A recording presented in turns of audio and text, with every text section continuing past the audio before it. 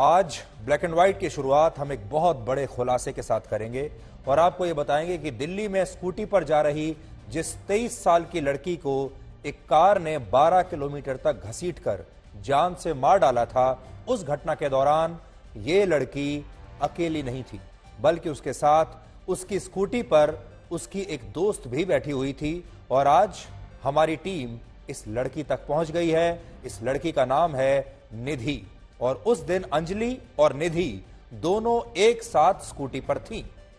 अंजलि की इस दोस्त का कहना है कि जिन 5 आरोपियों ने अपनी गाड़ी से अंजलि की स्कूटी को टक्कर मारी थी, वो ये जानते थे कि उनकी गाड़ी के नीचे अंजलि फंसी हुई है, लेकिन इसके बावजूद उन्होंने अंजलि को 10 से 12 किलोमीटर तक जानबूझकर घसीटा, जिससे अंजलि की मौत हो गई।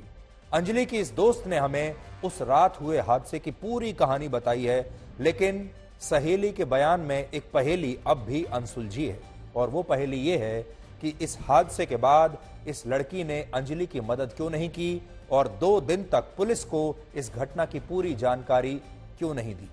तो आपके लिए जो बड़ी बात है जानने की वो ये है कि अब ये पता चल रहा है कि ये जो लड़की आपकी स्क्रीन पर है, ये भी अंजलि के साथ उस दिन स्कूटी पर बैठी हुई थी।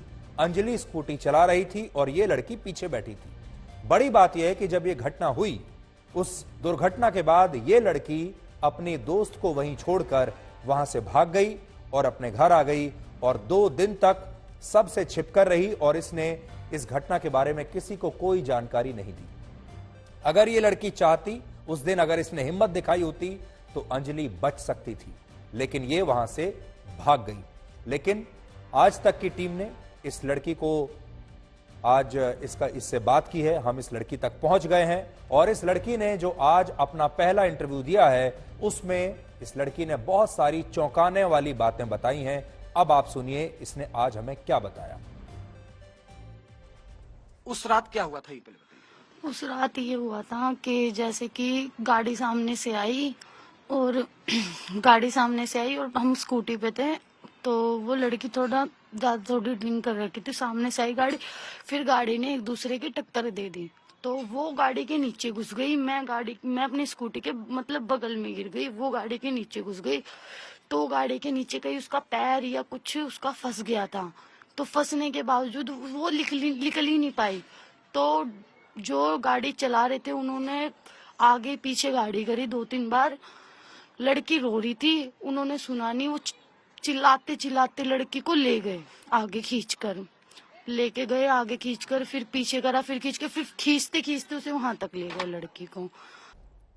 ये जो इंटरव्यू अभी हमने आपको दिखाया, ये बहुत महत्वपूर्ण इंटरव्यू है और शायद इस पूरे हादसे का सबसे बड़ा सबूत है, क्योंकि ये जो लड़की है ये इकलौती चश्मदीद गवाह है इस पूरी दुर्घटना की, जिसने सब कुछ अपनी आंखों से देखा है। और इस इकलौती चश्मदीद ने जो हमें बताया है, वो उसकी पहली बात है वो ये कि जिस बलिनो कार से स्कूटी की टक्कर हुई, उसमें बैठे 5 लोगों को ये बात अच्छी तरह से पता थी कि उनकी कार से दुर्घटना हुई है और अंजलि नाम की लड़की उनकी कार के नीचे आकर फंस गई है। वो ये बात जानते थे और अगर उस दिन वो रुक गए होते और उन्होंने अंजलि को गाड़ी के नीचे से निकालने की कोशिश की होती तो अंजलि की जान बच जाती, लेकिन उन्होंने जानबूझकर गाड़ी लगातार वो आगे बढ़ाते रहे और उसकी वजह से अंजलि की मृत्यु हो गई। ये गाड़ी 12 किलोमीटर तक ऐसे ही चलती रही, गाड़ी चलती रही, एक के बाद एक यू टर्न लेती रही, पुलिस से बचती रही और अंजलि उस गाड़ी के नीचे फंसी हुई लगातार सड़क के साथ घिसटती रही। अब हम आपको यह बताएंगे कि क्या अतिक्रमण का भी कोई धर्म होता है, क्योंकि हमारे देश के कुछ लोगों और विपक्षी दल के नेताओं ने अब इसमें भी धर्म को खोज लिया है। खबर आगे बताने से पहले आप अगर रेल यात्रा पर कभी गए हों तो रेल यात्रा करते समय आपने रेल की पटरी के दोनों तरफ बहुत बार बड़े बड़े मकान देखे होंगे जो पटरी के दोनों तरफ बन जाते हैं। अवैध मकान आपने देखे होंगे, अतिक्रमण देखा होगा और आपने देखा होगा कि रेल की पटरी के दोनों तरफ बड़ी बड़ी बस्तियां बस गई हैं और वो बस्तियां अब बहुत वर्षों से हैं और आप भी कई बार सोचते होंगे कि आखिर ये बस्तियां रेल की ट्रैक के इतनी करीब कैसे आ गई।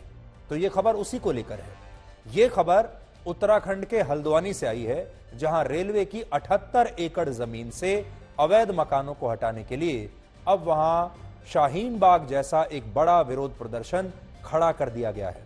और सरकारी जमीन पर अवैध कब्जा करने वाले 1, 2, 100, 200, 500, 1000 लोग नहीं है, बल्कि इनकी संख्या है लगभग 50,000, जिसमें एक बड़ी आबादी मुसलमानों की है। ये सारे लोग इस जमीन को खाली नहीं करना चाहते थे, इसलिए यह मामला पहले कई वर्षों से अदालत में चलता रहा और फिर ये लोग हाई कोर्ट में गए और हाई कोर्ट में भी ये अपना केस हार गए और हाई कोर्ट ने कहा कि ये जमीन जल्दी से जल्दी खाली कराई जाए और इस समय जो अतिक्रमण का काम, वहां पर अतिक्रमण को हटाने का काम चल रहा है, जमीन खाली कराने का, ये किसी सरकार के आदेश पर नहीं हो रहा, बल्कि हाई कोर्ट के आदेश पर हो रहा है। क्योंकि ये सारे लोग हाई कोर्ट गए, हाई कोर्ट ने इनकी बात नहीं मानी और हाई कोर्ट ने फिर सरकार को आदेश दिया कि यह जमीन खाली होनी चाहिए। फिर भी इन तमाम लोगों का आरोप है कि सरकार जानबूझकर मुसलमानों के घरों पर बुलडोजर चला रही है, वो भी इस सर्दी के समय। हल्द्वानी उत्तराखंड के नैनीताल जिले में आता है और फिलहाल हल्द्वानी में रेलवे की जिस जमीन पर अवैध कब्जा किया गया है, उस जगह को गफूर बस्ती कहते हैं। रेलवे के मुताबिक इस क्षेत्र में लोगों ने भारतीय रेल की 78 एकड़ जमीन पर अवैध कब्जा किया हुआ है। 78 एकड़ का यह इलाका है और इसमें लगभग 50,000 लोग रहते हैं और सब ने अवैध तरीके से इस जमीन पर कब्जा किया हुआ है। यानी यह जमीन उनकी है नहीं, लेकिन उन्होंने इसे अपना बना लिया है। इस आंदोलन में महिलाओं और छोटे बच्चों को जानबूझकर आगे भेजा जा रहा है और आंदोलन के दौरान ये बच्चे और महिलाएं रो रो कर ये दुआएं कर रहे हैं कि उनके घरों पर बुलडोजर न चलाया जाए। और हैरानी की बात यह है कि हमारे देश का एक खास वर्ग और विपक्षी दल के नेता इन सारी तस्वीरों को सोशल मीडिया पर शेयर करके ये लिख रहे हैं कि कोई भी सरकार इतनी कठोर कैसे हो सकती है। खासतौर पर यहां तो बीजेपी की सरकार है, तो बीजेपी की सरकार इतनी कठोर कैसे हो सकती है कि उसे इस ठंड में, इस सर्दी के मौसम में इन मुसलमानों का दर्द दिखाई नहीं दे रहा। ऐसा लोग लिख रहे हैं और राजनीति कर रहे हैं। हल्द्वानी में इस समय जो कुछ भी हो रहा है उसके पीछे एक बहुत बड़ा कारण है वोट बैंक की राजनीति। यह राजनीति का सबसे बड़ा बिजनेस मॉडल है और आज हम आपको इस बिजनेस मॉडल के बारे में बताएंगे कि यह चलता कैसे है और कैसे इसके जरिए चुनाव जीते जाते हैं। इस इलाके में रहने वाले मुस्लिम परिवारों का कहना है कि जमीन पर उनके मकान उस जमाने से हैं जब उनके दादा परदादा जिंदा हुआ करते थे, यानी आज से नहीं, कई दशकों से, 50 साल से ये लोग यहां रह रहे हैं। इसके अलावा एक दलील यह भी है कि वर्ष 1907 और 1937 में एक संधि हुई थी जिसके तहत यह जमीन लीज पर दी गई थी और इस हिसाब से इस जमीन पर इन्हीं लोगों का मालिकाना हक बनता है। और कुछ लोग इसे नजुल लैंड भी बता रहे हैं। नजुल लैंड वो जमीन होती है जो 1857 के विद्रोह से पहले अलग अलग लोगों और शासकों के अधिकार क्षेत्र में आती थी, लेकिन बाद में यह जमीन उनकी नहीं रही और इस पर अब सरकार का ही मालिकाना हक माना जाता है। इसके अलावा 1857 का विद्रोह हल्द्वानी में हुआ ही नहीं था, इसलिए वहां यह जमीन नजुल लैंड हो ही नहीं सकती। ये हमारा लॉजिक है। और अब आपको जल्दी से नेपाल के उस अंतर्राष्ट्रीय एयरपोर्ट के बारे में बताते हैं जिसने भारत की चिंताएं बढ़ा दी हैं। इस एयरपोर्ट का उद्घाटन नेपाल के प्रधानमंत्री ने 1 जनवरी को किया है इसी साल। इस हवाई अड्डे को नेपाल ने पोखरा इंटरनेशनल एयरपोर्ट का नाम दिया है और काठमांडू एयरपोर्ट से इसकी दूरी लगभग 200 किलोमीटर है। यह हवाई अड्डा नेपाल के गंडकी प्रांत में है जो भारत के लिहाज से बड़ा महत्वपूर्ण है। मैं आपको आज बड़ी स्क्रीन पर दिखाऊंगा कि यह एयरपोर्ट नेपाल में किस जगह पर मौजूद है। देखिए, ये जो नेपाल का नक्शा अभी बड़ी स्क्रीन पर आपको दिखाते हैं, यह नेपाल का नक्शा आपके सामने है और इसमें पोखरा नाम की जो जगह है वहां चीन की मदद से इस इंटरनेशनल एयरपोर्ट का निर्माण किया गया है। देखिए, ये नेपाल की राजधानी है काठमांडू, लगभग 200 किलोमीटर दूर पोखरा नाम की जगह पर यह एयरपोर्ट बना है और यह भारत के लिए बहुत चिंता की बात है, आपके लिए भी चिंता की बात होनी चाहिए। इस एयरपोर्ट से चीन की सीमा सिर्फ 85 किलोमीटर दूर है। देखिए चीन की सीमा कहां पर है, ये सिर्फ 85 किलोमीटर दूर चीन शुरू हो जाता है, जबकि भारत की सीमा यहां से 75 किलोमीटर दूर है। ये देखिए यहां भारत आ जाता है, यानी चीन 85 किलोमीटर, भारत 75 किलोमीटर, और दोनों के बीच में ये नेपाल में एक एयरपोर्ट है, और इस एयरपोर्ट की दूरी LAC से सिर्फ 390 किलोमीटर है। यहां ये LAC है चीन के साथ हमारा, वहां से सिर्फ 390 किलोमीटर की दूरी है।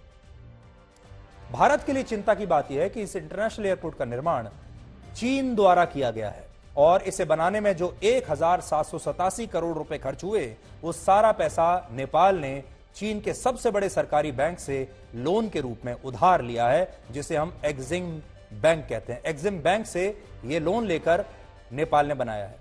यानी चीन ने पहले नेपाल को पोखरा में एयरपोर्ट बनाने का सुझाव दिया, फिर उसे अपने ही सरकारी बैंक से कर्ज दिलाया। तो आपने हाल ही में यह देखा होगा कि ये जो भारत जोड़ो यात्रा चल रही है, असल में इसका मकसद है राहुल गांधी की छवि को पूरी तरह से बदल देना। राहुल गांधी का जो इमेज मेकओवर है, वो इस यात्रा का सबसे बड़ा मकसद है। भारत जुड़ेगा या नहीं ये तो हम कह नहीं सकते, इसकी वजह से कांग्रेस पार्टी कभी चुनाव में जीतेगी या नहीं ये भी हम नहीं कह सकते, लेकिन इतना जरूर कह सकते हैं कि इसका जो मकसद है वो असल में ना तो चुनाव जीतना है और ना ही भारत को जोड़ना है। और भारत टूटा कब था जो भारत को जोड़ने की नौबत आएगी।